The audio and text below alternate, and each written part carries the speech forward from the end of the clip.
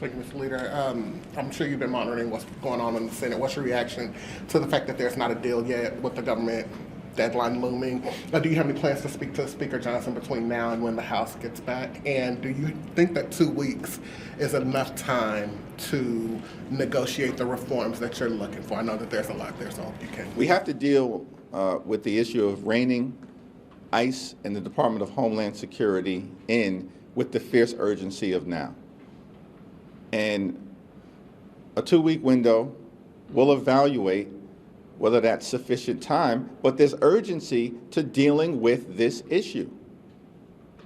Because ICE, as we've seen, is out of control, and the American people know it. The American people know that the Trump administration on all of the things has gone too far, and that taxpayer dollars should not be used to brutalize the American people, and in some instances, kill them.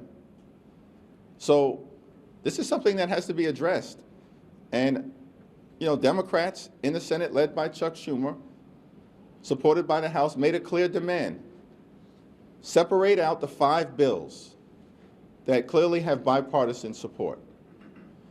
And then separately, we can deal with making sure that ICE is brought under control in a variety of different ways, including our demand, which we will not walk away from, which is that judicial warrants should be required before ICE can storm homes and rip people out of their cars.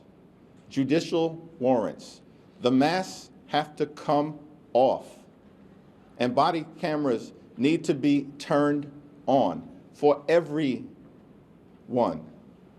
There should be an explicit prohibition on the detention and deportation of American citizens, period, full stop.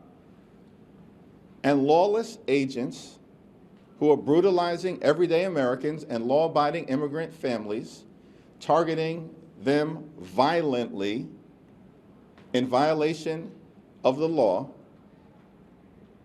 should be investigated and prosecuted independently of the Department of Justice. We cannot trust the Department of Justice. They're an illegitimate organization right now under the leadership of Pam Bondi and the direction of Donald Trump. And so, if anything, the events of today reinforce, as it relates to the Department of Justice targeting journalists and part of the free and fair press, that the Department of Justice cannot be trusted to freely and fairly work through the criminal justice system. And it reinforces our demand that agents who violate the law should be investigated and prosecuted independent of the Department of Justice and the Trump administration and state and local officials. It should be made clear that they have the investigative and prosecutorial authority to go after any rogue actors who are part of ICE, CBP, or the Department of Homeland Security.